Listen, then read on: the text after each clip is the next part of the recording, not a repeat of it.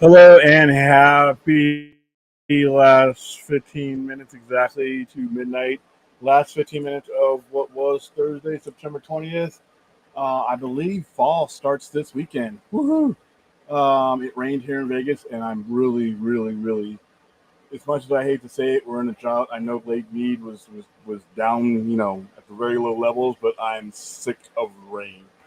Not quite as sick of rain as I was of 100-degree heat, but 100-degree heat doesn't damage anything. 100-degree heat doesn't flood anything. 100-degree heat doesn't short out anything. Rain does damage, and I'm just fucking sick of the rain here in Vegas. And it rained again today after weather reports said there was going to be no rain. So there you go. But tomorrow will be 86 degrees, which for, cool breeze for here. So I'm just, like I said, my goal is to get to a state, preferably my home state of California, and where there is seasons, and I know it's been crazy out there, but you know, it rains enough in California to where the city's built for it. The roofs are built for it. The infrastructure is built for it. Vegas was, and I've been here for quite a while. It has just never been built for even the slightest rain. And then when it downpours out of nowhere, it sucks. So. All right, so it looks like the strike tomorrow is a very critical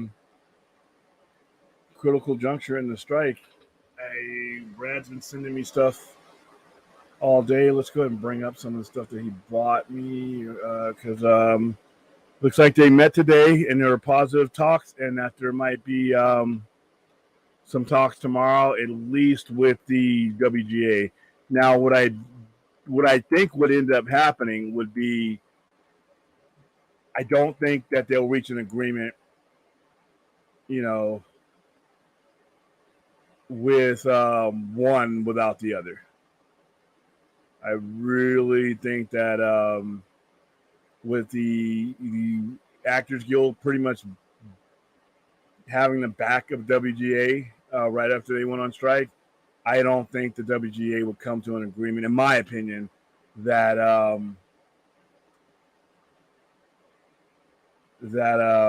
would leave out the other. So according to Variety, yeah, it's a trade. WGA is expected to return Thursday with some responses to the latest offers from the AMPTP. The source described the Wednesday session as encouraging. So let's go ahead and bring this up here. Got that.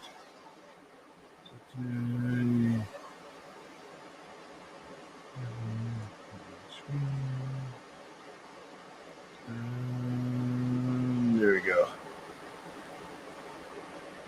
Okay. Let's see. All right, WG talks will continue Thursday after encouraging session. The Writers Guild of America resumed bargaining with the major studios on Wednesday as a 142-day writer strike closed in on a record duration.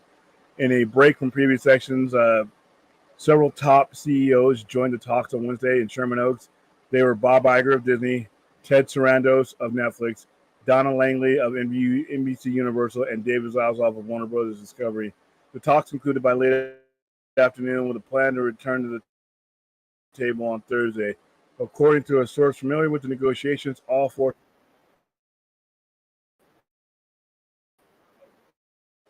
Get rid of that. I know I'm watching myself, and there we go. Now I'm throwing off rhythm.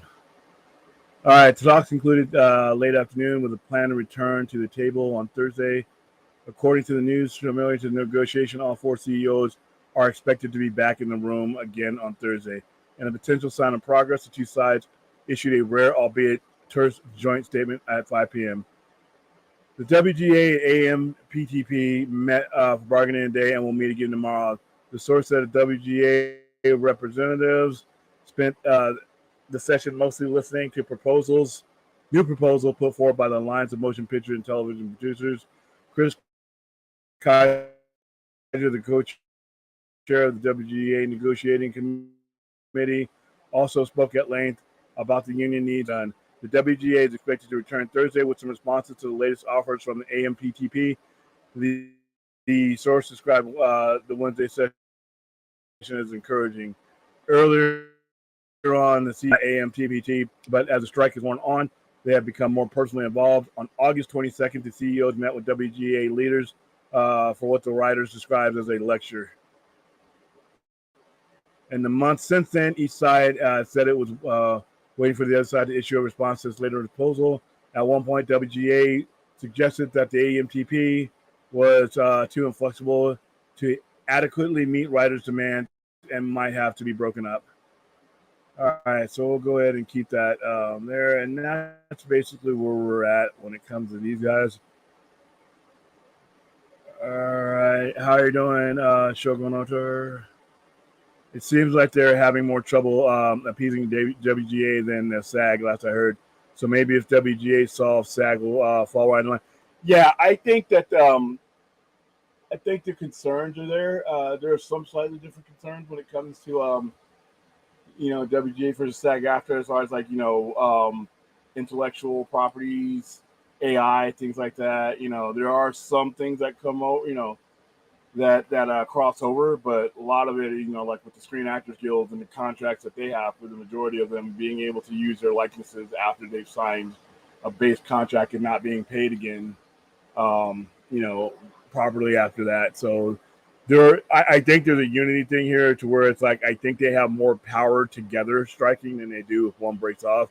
Like, the directors not striking with them kind of hurt things a little bit, but the directors are really close to the producers in the studio. So, how you doing, Jacob? What's going on? So hopefully by the time that we our show hits the air this Saturday, we have an agreement in place. Like I said, I've heard a couple of different things though. He also sent me Brad, who's keeping a closer eye on this for me than anything, is there are some people within the WGA who are obviously skeptical about it, whether they'll get anywhere. But I think we're starting to get to the point where it's going to start hurting the bottom line more than either side really wants to. And you don't want to get, if you're the union, you don't want to get to the point where you seem inflexible, that you're not willing to, negotiate at all. So I'm glad they're having this talk. I hope this thing ends sooner than later. I would love for it not to be a topic at all. Other than, the very last time, they reach an agreement tomorrow and they reach an agreement in principle, it essentially ends the strike. And then on Saturday, we can basically put on our party hats and say, all right, let's get back to, let's get back to work. Let's get back to projects. Let's get back to people being casted. Let's get back to stuff being worked on. Let's not have to, deal with, another Dune to where, great movies are getting pushed. And I really, really think this, the Dune thing is, I understand why they did it, but I'm super pissed that they did. I mean, let's put it into it. All right. How are you doing, Daniel Martin? William Donald, Winnie the Pooh, Blood and Honey has officially wrapped filming. The sequel is currently slated for a February release. That's a really, really quick release, but I'm glad to hear it. I've seen some of the stills from it. I've seen Tigger. Tigger looks horrifying. They've added some new characters. And I'm still hoping that now, because from what I heard when I was following their site, they wrapped filming a couple of days ago, but they still got to go through post-production. Now, granted, it's, we're not talking about the long, lengthy, Oppenheimer or Dune or Star Wars type post-production, but it still takes some time. So, February will be cool. I hope I can still get these guys on. I'm still fighting to get my interview. I'm a big advocate of their work. How you doing, Azteca? What's going on? William Thornton didn't film me. Called Oppenheimer a masterpiece. Where it is right now has blown the roof off of my projections. It's a 3-hour movie about people talking about nuclear physics. Yeah, that's really what it breaks down to. Is a topic that generally, a lot of people would, be bored to tears of in school. And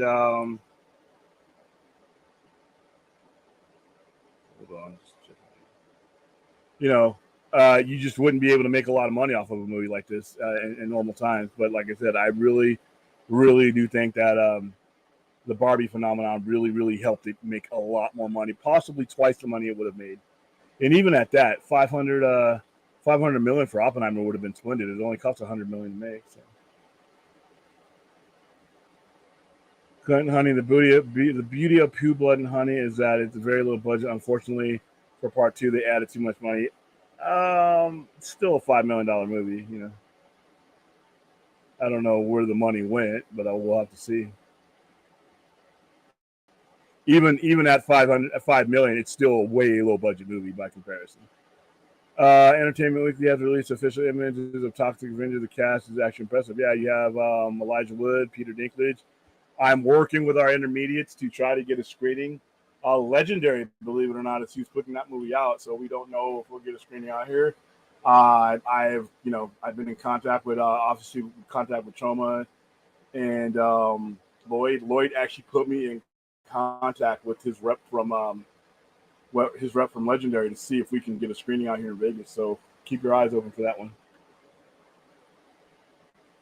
Well, the WGA and the AMTP are nearing an agreement to the end of the strike. I hope it's my hopes for they'll be finalized after tomorrow. Me too. Fingers crossed. Knock on wood. Because, like I said, it's starting to do some damage and create some bad will that I think is going to have long-term damage. But it is a very important strike. I've always said this is probably one of the most important work stoppages in the history of work stoppages because of the precedent it was set going forward. So,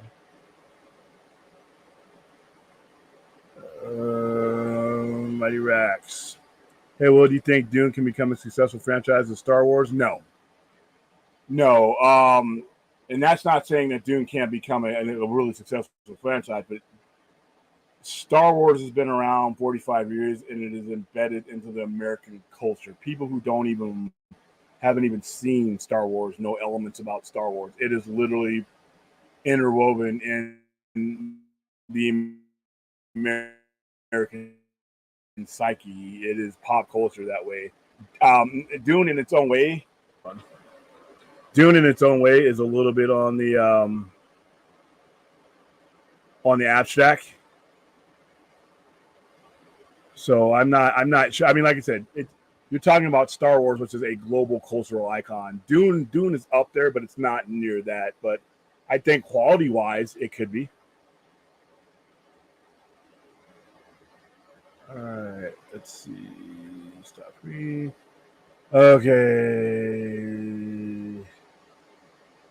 Daniel Martin, William, do you put any stock in these reports of people walking out of Aquaman test screenings earlier this year? Not really, and I never put any stock in test screenings to begin with, because who test screenings are for, what's in a test screening, are things that really don't relate necessarily to an actual general audience.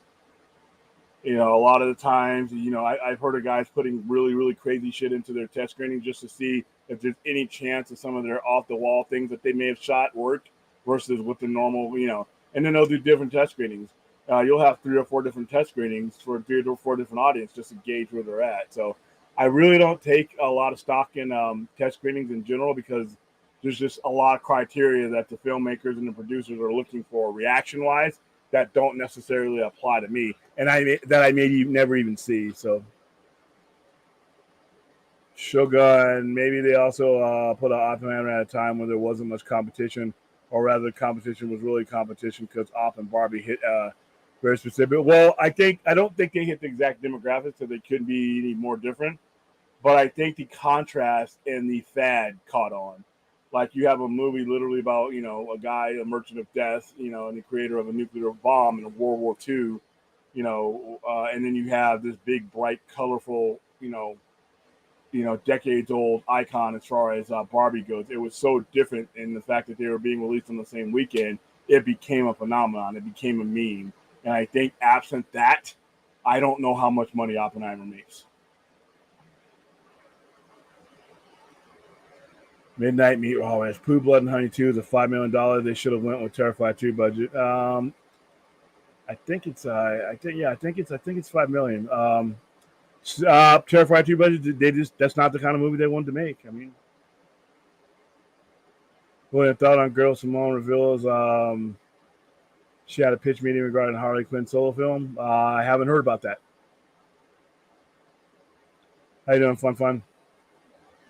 William thought on Saw X picked up weeks after the end of the first movie. The film producer Oren Cole said, "In our mind, this movie is really Saw 2." Yeah, yeah. And by the way, keep an eye out on all of our social media. You patrons that are at the second tier, you are going to see that movie, and you're going to get some stuff from the film itself. That should be arriving on Friday, so I'll get you those codes. Yeah, we're going to be promoting that movie. Yeah. For those of you who are not familiar with the timeline of Saw, spoiler alert: the movie, the actual Saw movie where he died, Saw 3, came out in 2006. So this movie takes place after Saw 1 and before Saw 2. And you see Amanda. You clearly see there are two people that have been killed throughout the series that are back for this one, and they're back because this is like a not a prequel, but an in between prequel. So yeah, and Saw 2 wasn't bad, but this movie looks good. William, did you see First Look on Peter Dinklage? Elijah? Yes, I did. I actually got sent this by Trauma. Yeah, I've been keeping an eye on this. We've been talking about this for a while. We got a chance to talk about it at the convention during the Trauma presentation as well. Lloyd is pretty excited about it. Like I said, we're working on getting a screening out here. We don't know if it'll happen. If it does, I'm going to work with Trauma to see if we can bring him back out. I think that would be pretty special for him. It's a big moment for Trauma. Even though it's a legendary film, he created Toxic Avenger. That's his baby. So it'd be kind of cool to make that happen. William thought on Talk to Me has already earned $69 million at the worldwide box office. The number is 15 times its budget. Between Blumhouse and A24, they know how to make those type of movies for a bargain, basically. And now, keep in mind, in all fairness, though, if these were science fiction movies with like heavy CGI, heavy effects, they'd be much more expensive. But horror has always lent itself to a fair budget. All right. Ooh, okay. Got to watch Ahsoka last night. Episode 5 wasn't wow, you know what? I just realized I had my the wrong crappy background on. Hold on. That made me mad. There you go. That's the background I wanted, so hold on.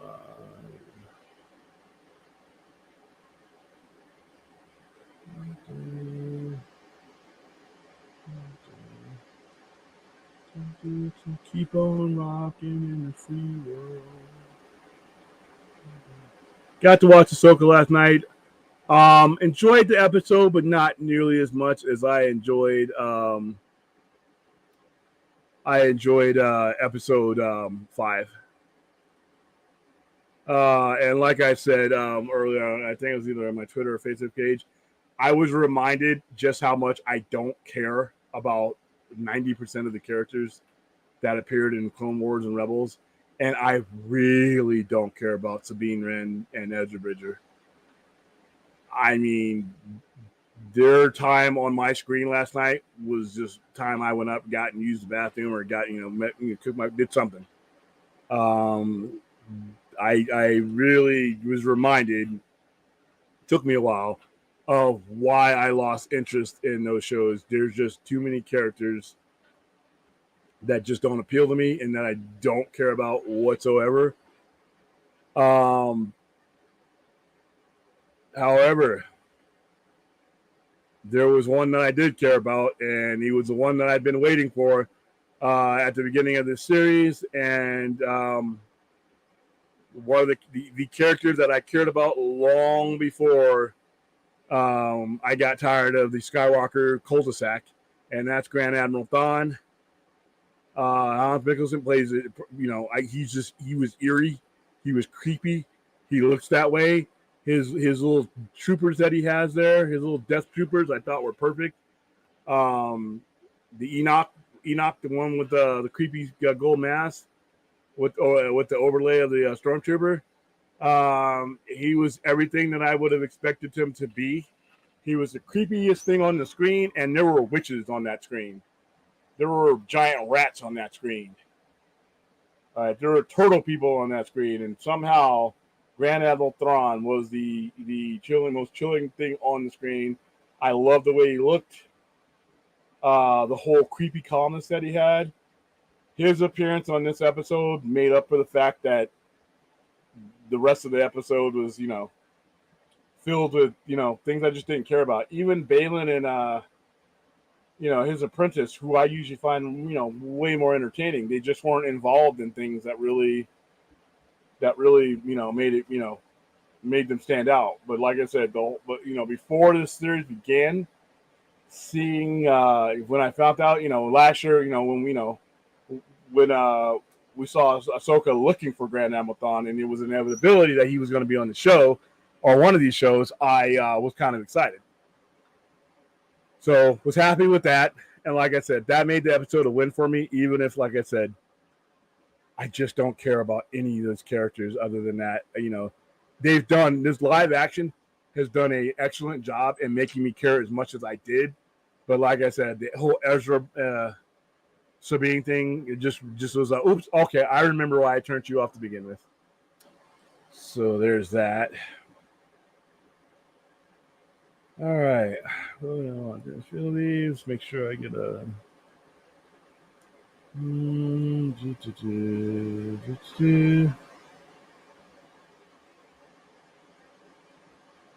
What if Donna and Emma Thomas says their pipe dream was for Oppenheimer to pass the opening weekend of Dunkirk. They ended up almost doubling opening weekend. Yeah, and Dunkirk didn't have Barbie.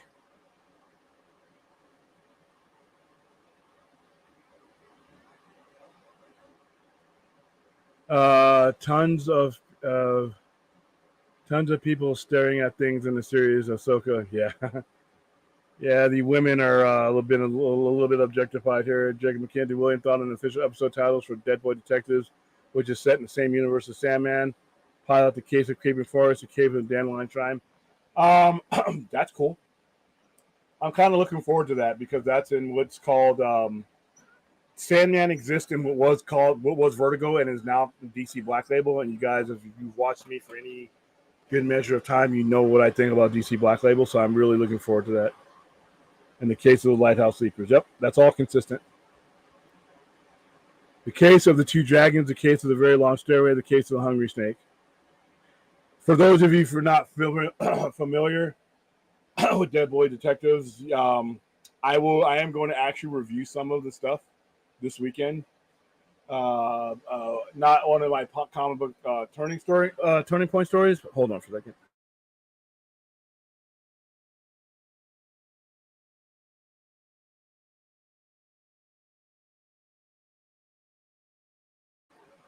But we do carry those comics in the store, and I really do want people to start reading them. So,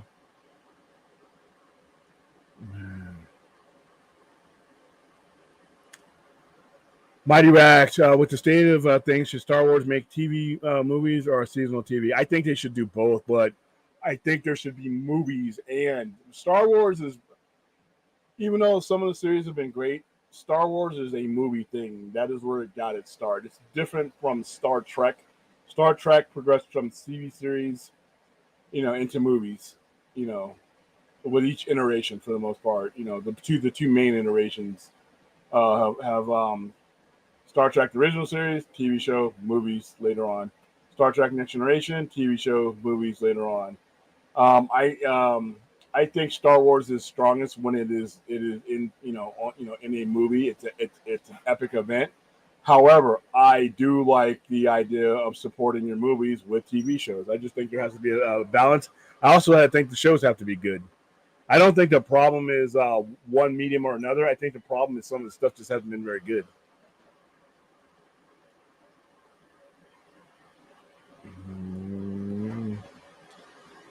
That is a deal with Nolan has a lot of control over when his movies gets released now. That's one of the things that that's why one of the reasons why he signed with Warner with Universal be over other people. William Donald Chris Evans when he asked if he would ever go back to Marvel. Yeah, maybe I'll never say never, but just because it was such a wonderful experience. But I'm also precious with it. I think he'll see him back. Shogun, I thought Thrawn was cool, but it seems people's reception is very dynamically opposed. He's either right on spot, intimidating, or absolutely not. Though some fans might be thinking drinking Hairade. I think a lot of the and this is to me, this is the kind of thing that just burns me. The Thrawn that was introduced in the Heir to the Empire series earlier on in the 90s, the original trilogy, to me, that Thrawn was spot on with what I saw last night. I think the version that was released in the cartoons is a little bit on the shitty side, personally, even though they, even voiced by the same guy. I mean, it just, I didn't think that was the best interpretation. If you read the original stuff, if you read where Thrawn comes in, he's a very unsettling character, but he's very calculating. He keeps, he doesn't get, he's even kill. He can creep you out just by the fact that he's not creeped out at all by anything. He seems to have a plan for everything. He just seems to be that cunning guy. And when you introduce new elements of things to him that he should be surprised and be like, go full on Cobra Commander, he's not. He's just as calm and calculating. That's the way I read him in the books. And the version of him last night I felt was right on. I think the versions in the cartoons and all the other stuff, hold on for a second. Let me pull this up. Let me bring up. Now, obviously, he's a little older than the stuff that he was in previous. But yeah, I just think he, Lars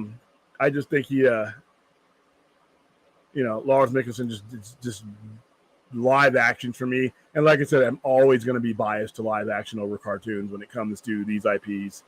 I've always wanted to see Thrawn in live action. I could care less about ever seeing an animated version of him. That's why I didn't count that as, to me, the big reveal last night. But I was happy with it. Sweet Fancy Moses. It's a William Burns. How you doing, Larry?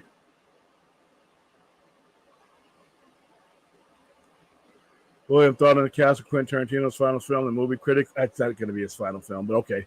Is rumored to include Paul Walter Hauser, Samuel L. Jackson, John Travolta. The film was set in 1977. Where's Leo? Come on, you got to have Leo in there. But yeah, first of all, I'll believe that's Quentin Tarantino's last movie when he's no longer with us, and I hope he lives into his hundreds. Shogun Oda, what are Oppenheimer's chances of passing one bill? I just passed. Very good on re-release. Once the Oscar season happens, even if it gets put on digital in November and completes its theatrical run, once it gets nominated for Best Picture, Best Director, and Best Actor, and all the stuff it's going to get nominated from, theaters and studios generally re-release these movies again. So the closer it gets in its first theatrical run, the better. But I think it'll cross it when they re-release it after the Oscar nominations. You know what? I mean, I can't really put up I can't really fight you on that one. You may be right. How you doing, Anthony Beltray? What's going on? William, what's your opinion? At the start of the strikes, Netflix tried to negotiate with the union separately, but received a heavy backlash from the. Well, I thought that sucked. They got they pretty much got muscled. Not to negotiate by the rest of the group. But here's the thing, though, and I said this from day one: Netflix has the most to lose. Netflix should have been allowed to negotiate on their own anyway, because they have the most to lose, and they're probably out of all these studios and streamers, they're the ones with the least amount to lose as far as like. Who can lose the most? They have one revenue stream. The studios have multiple. The studios have, they own the studios. They own networks in some cases. Disney, ESPN, ABC, Warner Brothers, TBS, TNT. They can create physical media. They can sell their stuff. There's just so many ways that these other guys that have skin in the game can make money, whereas Netflix has the one thing. So Netflix having to negotiate on terms that don't necessarily apply to them, I think has prolonged this and it could have run the risk of really hurting them.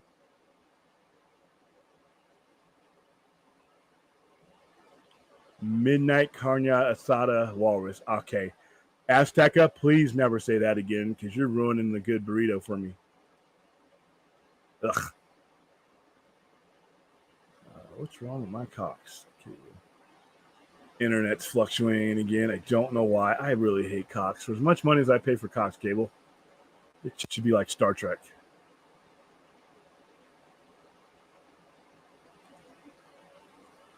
All right. So that was my main thing today. My main thing was just wanted to go over. I'm gonna go over Ahsoka in better detail. I'm gonna actually do a whole series review where we're at so far, where I think we're going with it, what I think is gonna happen to some of these characters. These are just gonna be guesses, and what I think it means for the stuff that we've already seen. And like I said, I will be so happy once we're out of this and we're not doing any more prequel stuff. And I just want to be done.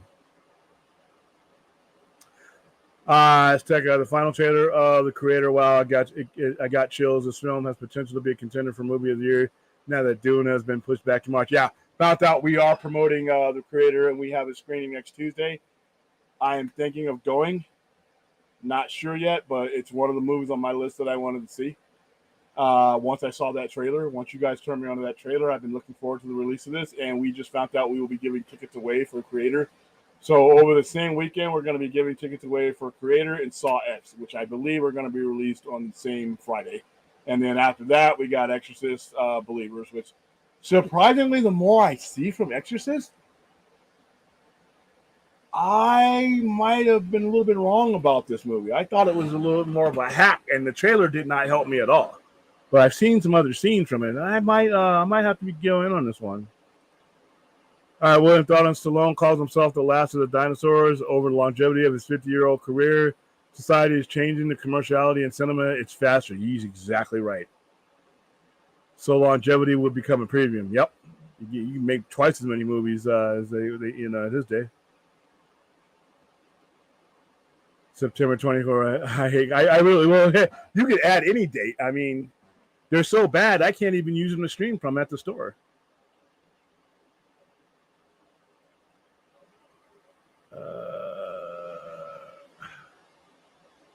Are you guys talking about?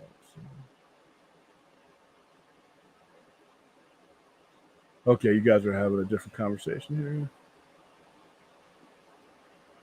here. Jacob, you got a lot to say tonight. William thought on Keanu Reeves reportedly begged to be definitively killed off at the end of John Wick 4. The producer responded with, we'll leave a 10% little opening, which means they're not going to do it.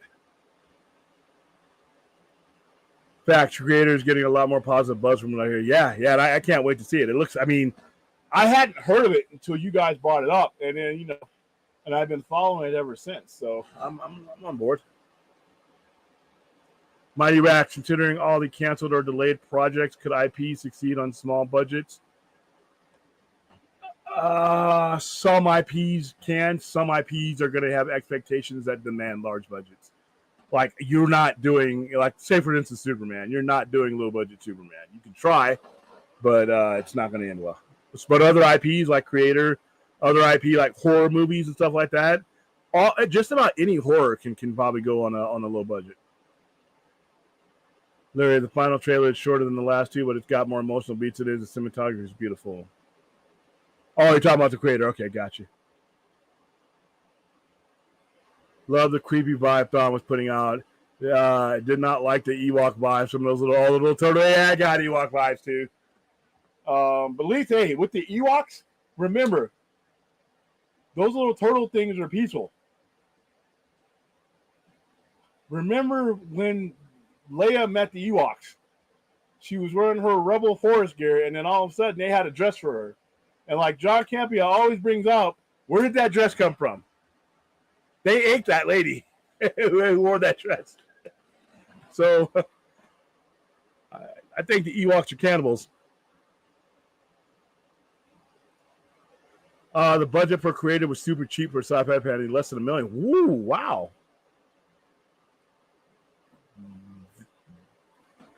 That's always good. It's not easy to do science fiction. Hold on, let me bring this 2023. Wow! Not only was it below 90 million, it's 80 million. Damn, this movie's going to make a lot of money. It doesn't even have to, but it's going to. I think it's going to make a lot of money. I mean, it has everything I need. And the more I see of John David Washington, the more I like. Jim and Chan's in it. She saw her from Eternals. Kim Watanabe is in everything. Other than that, there's not a lot of people that are in it. Allison Janney's in it, Academy Award winner. Hans Zimmer's doing this. Dude, this is I think I'm going to go see this screening on Monday or Tuesday. I'm sorry. Cool. Jacob McKenzie. You know what, Jacob? I'm going to just have you interview me, man. You got a lot. Well, if Donald Bob Iger has no intention to retire as CEO of Disney in 2026, according to the people familiar with his thinking, I never thought he was going to. I think he's going to have a problem with whoever steps in his place. Whoa, I knew it was inexpensive, but looks high budget. Yeah, that trailer looks a lot more. But then again, look what Zack Snyder does with 90 million to 100 million. So it can be done. It's just not easy. You got to be really good at your craft to pull it off. William, also, Iger is worried about his legacy will be scarred by his failures and to find. Yeah. That's 100% why I think he's staying on. Oh yeah, cheaper sci-fi is sometimes the best, like The Signal. Yeah, but it's rare, guys. I mean, and as happy as I am for some science fiction to be able to pull this off, beware, because you can get some cheap shit that looks like cheap shit. In most cases, you get what you pay for, but there are some gems out there that look really, really good. Machine Gun McKenzie. Yeah, neither did I until because I can't really tell in the trailer, but yeah, it's him. William, thought on Ty West's Maxine will reportedly be a whodunit slasher. Okay, I'm in. You add me at slasher. All right, I didn't have too many thumbnails tonight because usually on these overnighters I don't do thumbnails. I just talk and answer your questions. But like I said, I just saw Ahsoka last night, so I wanted to let you guys know what I thought about that. Obviously, Brad has been keeping me up to date, giving me sit reps on the talks and the strikes. So I wanted to talk about that. Hopefully for the last couple of times. The next time I want to talk about this strike is when we read the agreement in principle, and then we move on to actually show business stuff being made, because that's where I really want to be talking about. To be honest with you, tired of this strike. I understand it. I understand why it had to happen, but damn. The visuals and the creator remind me of Neil Blomkamp's Oat Studio. Okay. And now I'm even more excited about the creator. All right. Yeah, we might have to. You know what? That's going to be one of our topics on. We'll do some promotion on the creator. Come Saturday. I'm toying with starting the stream this Saturday, the Saturday overnighter, at 8 instead of 9. I've gotten some feedback, and I'm going to put it in the polls. I'm going to put it in the community cage. Especially you guys that are on the East Coast. A lot of our viewership comes from the East Coast, and some of it comes from, on the other side of the planet. I'm going to put in there, I'll put a poll.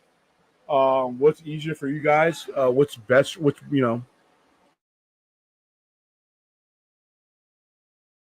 What's convenient. I know a lot of people are going to watch it on the rewatch, but I do know, we get quite a bit of people who watch it live. So, and I like to interact with you guys live. Yeah, we're going to be promoting the creator. I'm probably not going to get any swag because that probably would have ate into the budget, but we are giving seats away for it. Yeah, I'll do a spoiler review. I'll do a straight out of the theater review of the creator as soon as I get out of the theater if I go.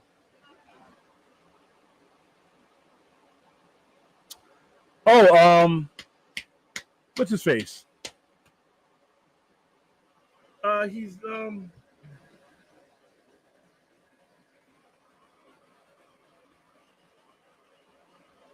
you know what I'm talking about.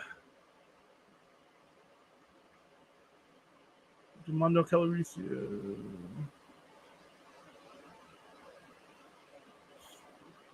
I'm looking up something else. I'm not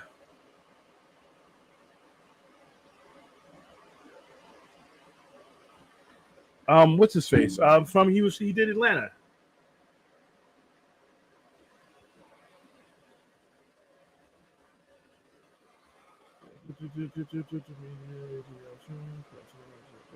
I'm looking up something else. You guys don't know who it is.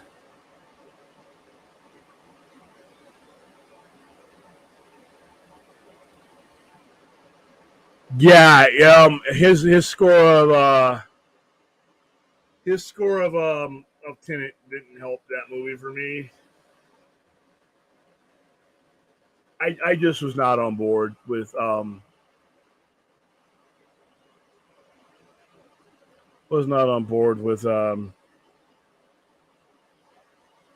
Glover. I don't know why I couldn't remember Donald Glover's name.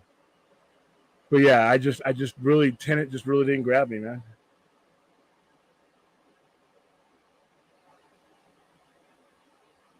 Well, I'm not going to see it until Tuesday, so it'll be a spoiler. We'll talk spoiler-free stuff, obviously, because I haven't seen the movie. But then I'll do a spoiler-free review. Aztec, I'm going next Thursday night and again Saturday evening with the Homeworld. Damn, you're going twice. Larry, and the guy who did the music for Blue Beetle is also awesome. He did Hereditary and Beau is Afraid. Still haven't seen Blue Beetle yet, guys. And I just don't know how to feel about Aquaman right now. I am still reconciling with how I feel about DC in general, but hey, I'm taking a wait and see. Once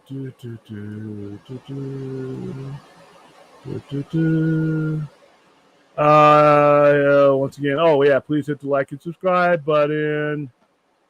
Share the stream. I forgot I was on Poindexter Lounge as well, so like them too. And let's see. Oh, here we go. There you go. My little cheesy low budget. Like, subscribe, and share. Bring more geeks to the community. Oops, almost pushed in stream. Second all shot should be Blue Beetle. I'm all for it. When does Blue Beetle come out? Is it already out on the PVOD? Look, Blue Beetle.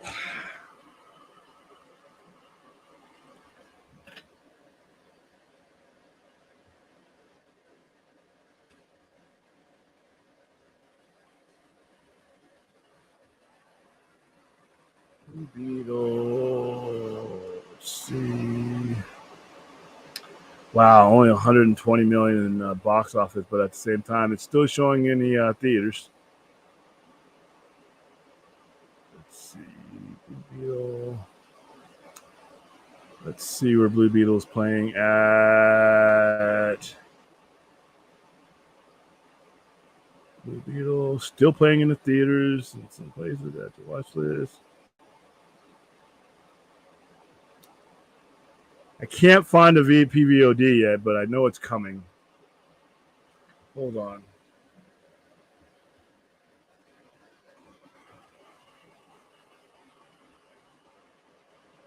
September 25th. Okay.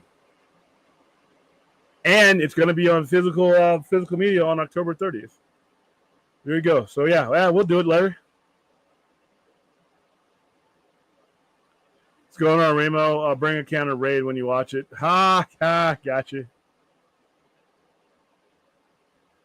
All right, guys. I think I'm going to wrap it up. I just wanted to come and talk about Thrawn, how happy I was with visually and aesthetically looked, even if I wasn't happy with the overall episode.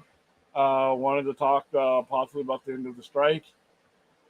And this is going to be a short night for me because, like I said, I'm on a streak of streaming. I think I streamed like 15, 16 days in a row. I can't remember the last time I haven't streamed. So I've either been on one network or the other or both. So I'm going to go ahead. I need to order my food, too, because I just didn't feel like dealing with anything tonight. And all my eating spots were closed by the time I got off from work. So, all right. So, you know how we end the stream. Here we go. 988 Suicide and Crisis Lifeline, 24/7 call, text, and chat. I'm really running out of ways to articulate just how important this is. Every time I follow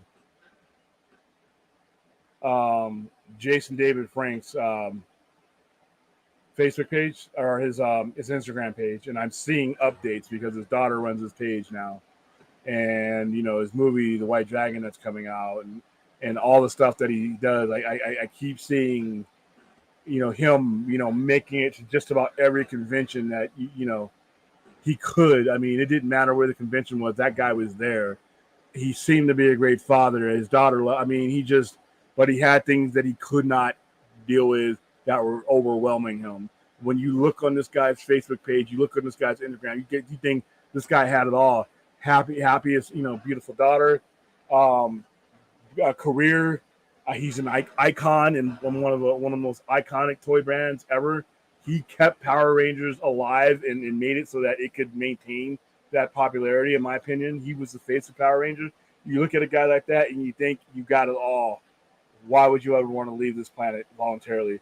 And then you understand the clinical definition of depression. You understand that things you're going through things that your average Joe just can't understand.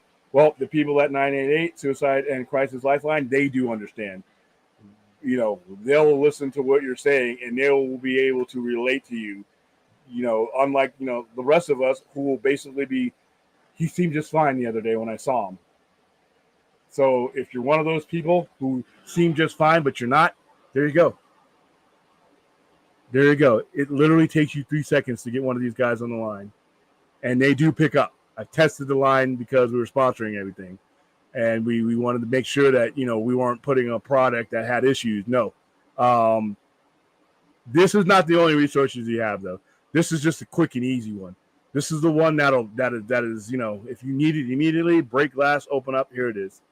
So I start the show with it and I end the show with it, you know.